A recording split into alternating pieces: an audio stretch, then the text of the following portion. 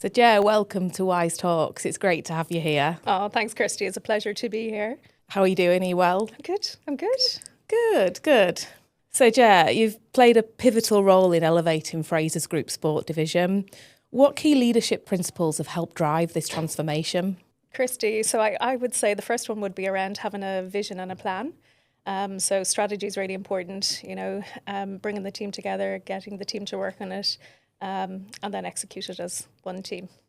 I think the second leadership principle for me would be around communication. We know how important communication is and the importance of communication. And I think it was really important when I came into the Frasers business as well. So I'm all about getting a team in the room, making sure they understand what's going on. And I find when you share, it builds trust within the group as well, and it also fosters collaboration. I think the third principle for me would be around being adaptable. And I think in the more businesses that I've worked in and industries, and certainly with everything that's going on in the world right now, you need to be able to pivot and change and be adaptable. So that's something that I've definitely embraced, I would say, in the last couple of years. Empowerment. So I'm a big believer in empowering the team. And being there to support them on the journey. That's the way I like to work. So I try and lead by example. And lastly, it's about continuous learning, I think, and I've been on a major learning curve, I would say, within the Frasers space over the last 3 years as well. But it also helps prepare you for the next step, for the next role, takes you out of your comfort zone. So I think that's a really important principle to pass on to, the team you work with. Absolutely. And to your point then about pivoting and transformation, how did you find that transition from a sort of brand-led business like Nike to an omni-channel retail powerhouse like Frasers Group? It was actually easier than I thought it was going to be, probably because I went into a newly created role, so it gave me time to build out the role as well. And also there were similarities, so you look at the sports industry, brands, consumer, leadership roles. So that probably helped. I think in the first 2 weeks after going into the role, I created this cross-functional team. And that came out of the Nike playbook. And it was game-changing for us. So you can imagine going into a retail environment that was quite traditional, that was set up with a lot of different departments. And then I just brought the leaders of all the departments together into one sports-led organization within a business. So, that worked. I think as I started to build out the strategy around the strategic partnerships from a brand perspective, I obviously, used Nike as my guinea pig or comfort blanket, and once I built the right process and strategy for Nike, well, then I did a copy paste as I worked through the rest of the brands. Makes sense. And you've led businesses through economic shifts and evolving consumer behaviours. What strategies have helped you navigate this uncertainty? So I would go back to communication again, Kirsty. It's really important to be able to communicate, especially in times of uncertainty. Also, being empathetic to the situation. And I think an example that comes to mind was around the pandemic. I was at Nike leading a big organisation and team, and overnight we found ourselves working from home, sharing workspaces with loved ones, homeschooling kids. It was quite disruptive for the group. And I remember setting up a forum, so a huddle for the team. And there was about 100 of us. And we got together every other day, and it was a forum that just offered support and communication and advice to the wider team, and especially to those living on their own. I had quite a young team at the time as well. And it brought us really close together as an overall team, but also we delivered on the business priorities as best we could through that situation as well. So. And then question of two parts here, I suppose. So what qualities do you look for in future leaders? And then from there, how do you nurture high-performing teams? So qualities, so I'm going to say collaboration. So you need to be able to collaborate within the team. Communication, a strong communicator, I think is very important. Somebody that can really be decisive and make decisions would be important in a role like this. I think you need to be resilient, especially I think within the retail context, but also with everything that's happening right now. I would say, having integrity, leading with your values would be important. Also being adaptable. And I would say I just love when I see really curious people, really wanting to understand the why. And I would say fun, fun for me is one of my values. And, if you can't get out of bed with a smile on your face or be able to celebrate a win, well, then why are we doing what we're doing? Yeah. We spend so much time at work. We need to have fun, don't we? Otherwise, what's the point? Exactly. And clearly, communication is a theme that keeps coming up. So that's clearly, a really important principle there. Yes. And the second part? Yeah. So how do you nurture then these high performing teams? So the first for me would be around giving them a direction and a plan, and I touched on the strategy piece earlier. So I'm a leader that just likes to work as part of a team. I also believe you're only as good as the sum of your parts. So when a team get together, you can make a plan, land in the right way. I think empowering them is really important for me, being there to support them on the journey. I would say I'm quite an accessible leader, no hierarchical views, open door policy. I like people to come and go, ask questions, not to fester.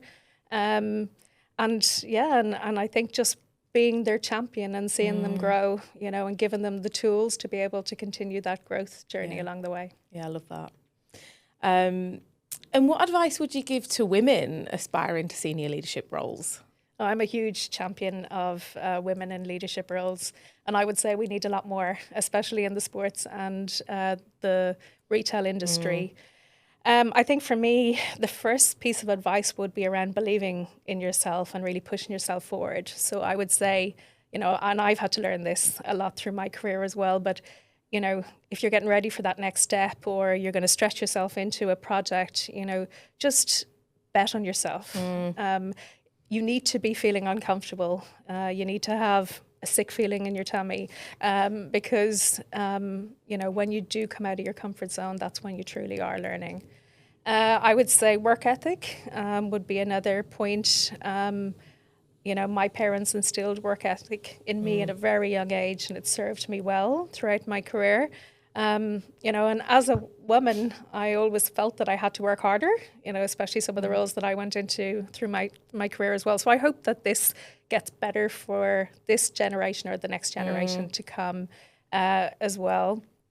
I would say your network is so important, and it's probably something I didn't fully value until a little bit later in my career, but really build a strong network. That can be peers, mentors, industry leaders, recruiters. The network is really, really important. I can't, emphasize the importance of the network.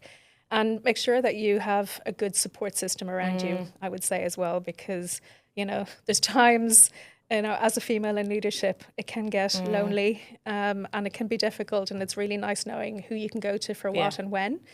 I would say, be authentic. Yeah, stay authentic. A lot of women in leadership, I think, sometimes feel that they have to be somebody else if they're in certain roles or in certain environments. So I would say stay true to who you are and your values. But yeah, and the other last point would be maybe around allyship, in terms of speak up, and call out other great women in the workforce, or maybe it's men in the workforce as well, but, have a voice and be a good ally.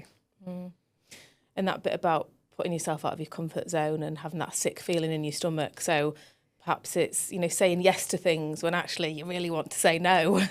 Yeah, but you have to, and I think we've all had times in our career. I can certainly call out examples of that as well, but you will not progress if you don't do that. And I think, hopefully, you're seeing great examples of leadership around you and people doing that as well. That gives you the confidence to move forward. Exactly. So you talked about resilience earlier. So what habits and routines do you have that have sort of helped you maintain this resilience and this focus throughout your career? Sleep. I know I'm joking. I'm obsessed about my sleep. I would say I'm a morning person. So I'm probably that annoying morning person if you're around me really early. But yeah, I'm up at the crack of dawn. I love my first cup of coffee. I love to do exercise. Some mornings not so much, but I also know if I get out and do it, the feeling that it's going to give me afterwards. Yeah. So, I have a huge amount of energy for the rest of the day. I love a to-do list, so quite traditional, but I love checking off a to-do list because it feels like I'm being efficient and effective, and that's a good feeling. I've always loved goal setting. It's always kept me on track, I would say. I've also commuted a lot throughout my career, and especially in the last 3 years.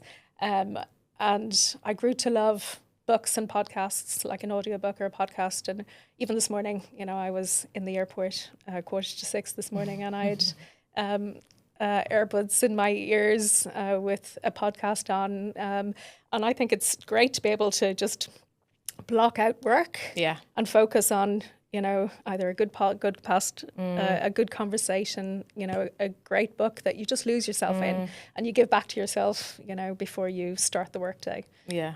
You have to share your podcast recommendations with me later. Yes. Well, this morning I was listening to Paula Radcliffe's Marathon Run podcast. Amazing. I'm running the London Marathon in a couple of weeks. So, yes, I probably should have listened to this podcast 2 months ago. But anyway, I'm getting through the 16 episodes pretty quickly right now on the do's and don'ts. But yes, I have a lot of recommendations I can share. Amazing. Thank you. And looking back at your career, what accomplishments are you most proud of? I still pinch myself, to think that I'm, a girl from a very small town in Ireland, that has reached, the achievements I've reached so far. But I think some of the highlights for me would be running the Foot Locker business when I was at Nike. I was the first female ever to run the Foot Locker business at Nike in a nearly 50-year partnership at the time. That was one of my favourite roles. During my Nike career, I had the best team. I had such a brilliant team, and it was the first time going into a cross-functional environment. So I was more in commercial roles, and then you work with these experts in marketing and planning and digital and finance, and the learning was immense. We totally turned around the business, and we had so much fun along the way. So that was definitely a highlight. I think another highlight for me was really taking myself out of my comfort zone and embracing change. So a leader at Nike once said to me, Ger, if you want to progress your career at Nike, you need to embrace the stage.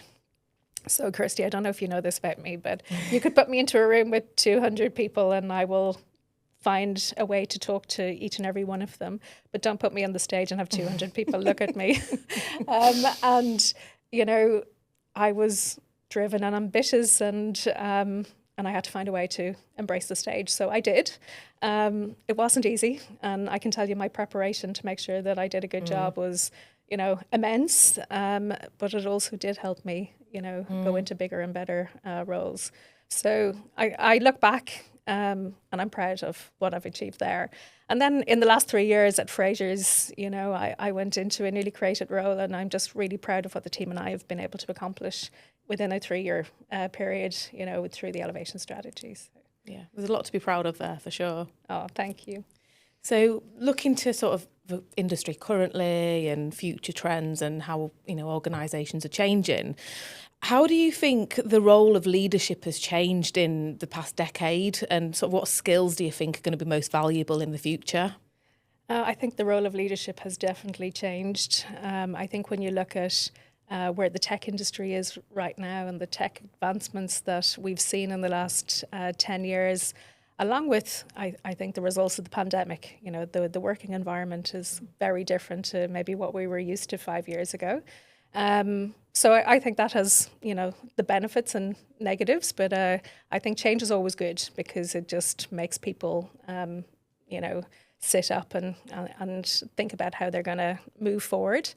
The second part of the questions were around, did you say skills? Yeah, so what skills do you think are going to be most valuable in the future with sort of, with what you've said in mind? Yeah, I still think digital expertise is going to be a must. And I know we've talked about that for, the last few years, but you're still seeing, huge advancements within the tech industry, and we need these experts to be able to go in and move that forward. So digital expertise, definitely. I think collaborative leadership. I know I've mentioned the word collaborative quite a few times today, but if you then look at these dynamic work places right now in terms of having to interact with diverse teams, networks, global organizations, get jobs done when you're dealing with people on a worldwide basis. Now that we're seeing quite complex structures within organizations as well. So I think that collaborative leadership piece is very important. And then I think the role of, the skills of critical thinking and problem solving is really important. So it feels like you're going back to the basics a little bit, but then if you look at the dynamics that we're facing right now, I think it's really important to have people with great analytical skills, that can look at a problem, look at a situation and, get to a result and move it forward. I think data is more important than ever, really. Yeah, absolutely. Absolutely. And what are the biggest, in your opinion, what are the biggest shifts in consumer behaviours that brands and retailers need to be aware of? So I would say right now you're looking at value versus luxury. So I think the consumer right now is going to want value for their money. So I think that's definitely something that we're going to see. I think personalisation, I still hear a lot of consumers talking about personalisation. And you've just alluded to it, Kirsty, in terms of data. There's more data than ever before that brands have access to, retailers have access to, and you need to be able to create these journeys for the consumer that you're serving.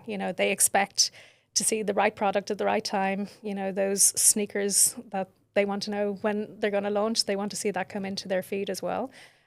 So there's an expectation from the consumer that we're going to bring them these personalization experiences.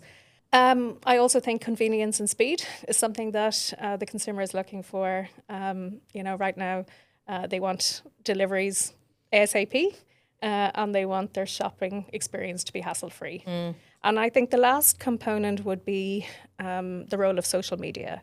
So I think, brands and retailers really need to embrace how powerful platforms like Instagram or TikTok can be in terms of shaping the purchasing behaviours of the consumers. And it's also that consumer, that young consumer, that both the brands and retailers aspire to have, within their businesses.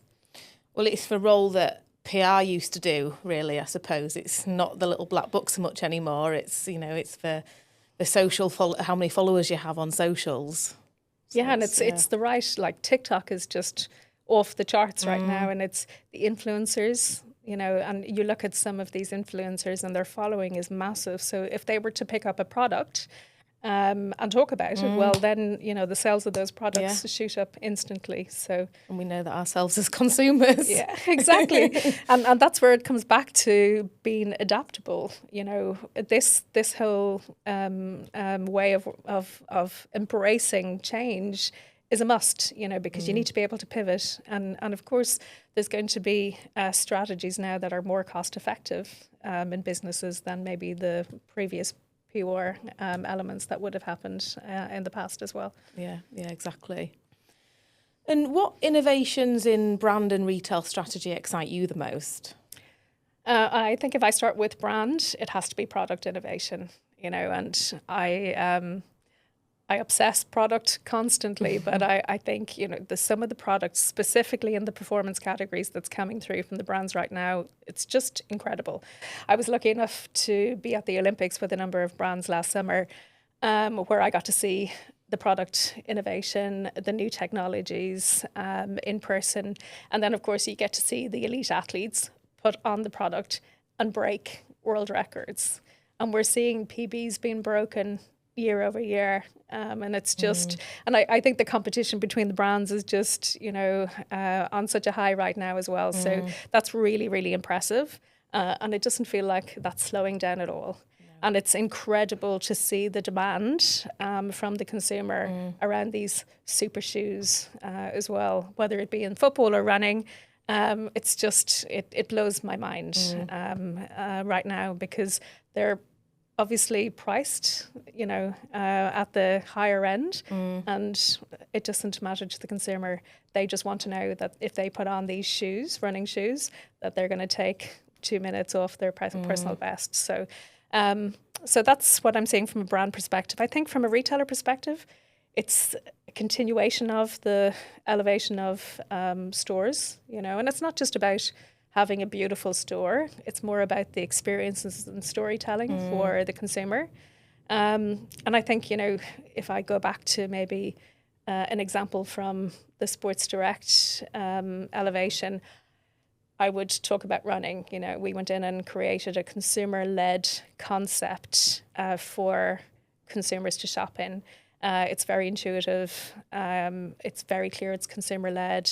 We created new experiences and technologies to make that shopping experience really easy. And I remember even when I was at Nike, standing in front of a running wall was intimidating. One brand, intimidating for me, to find the right product that I wanted at the time. So you can imagine what that's like for a consumer coming into a multi-branded environment as well. So, so I think that's an example of what we did, but you're seeing that across the board, across many retailers and brands right now as well. Yeah, absolutely. And your point about innovation is really interesting because, I talk to people about this a lot. There's this huge demand at the moment for innovation talent because everyone is wanting to do the same thing and bring that newness. Yes. Yeah. And you see that, because there's nothing more exciting. And I think that's why the sports industry is so exciting right now as well, because you get to touch and feel product. You get to see, incredible athletes wear your product and break records. And then, it doesn't matter what function you're in because, early in my Nike career, I was the one selling the product. Yeah.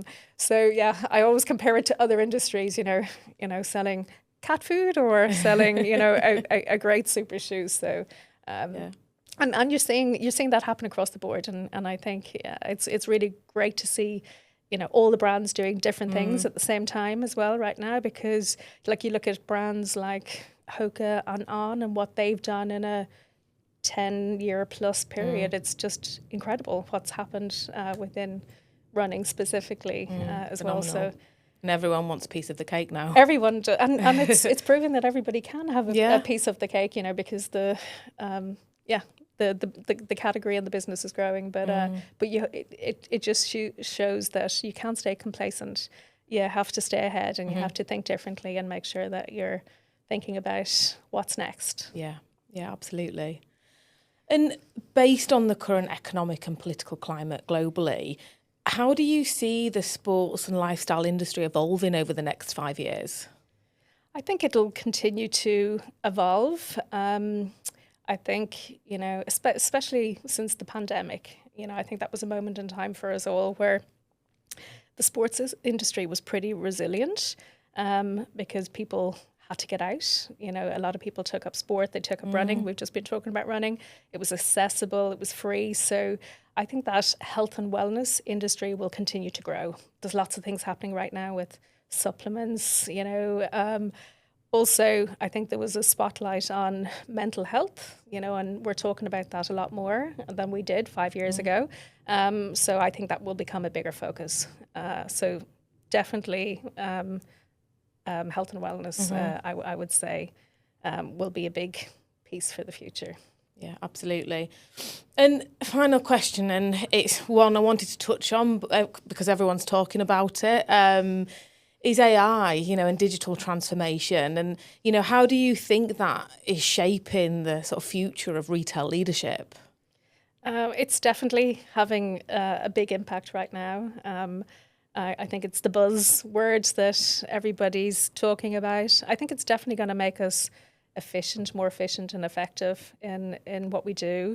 We touched a little bit on data earlier, and I think, being able to analyze all this data we have should help inform leaders, retail leaders or brand leaders, how to make the right decisions and maybe what they're going to back. I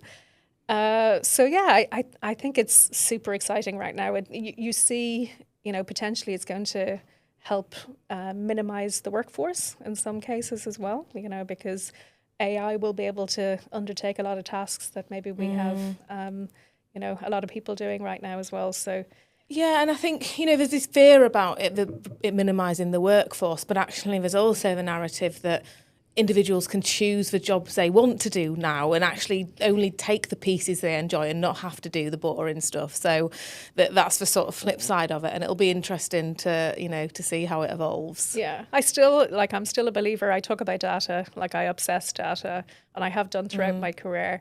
So yes, you might want, you know, a machine to help analyze the data for you, but I still think it's really important that people are obsessing that to make informed decisions as they move forward. But yeah, I think it's going to help, you know, many different factors. I look at supply chain automation, you know, just being able to, you know, help predict inventory levels and everything else that's going on. So I think it's going to be super exciting. Absolutely. You know, and again, it keeps people on their toes, I think, you know, and keeps people from getting complacent when they realise that there's something that could be leaning in or nudging, you know, in their specific area as well.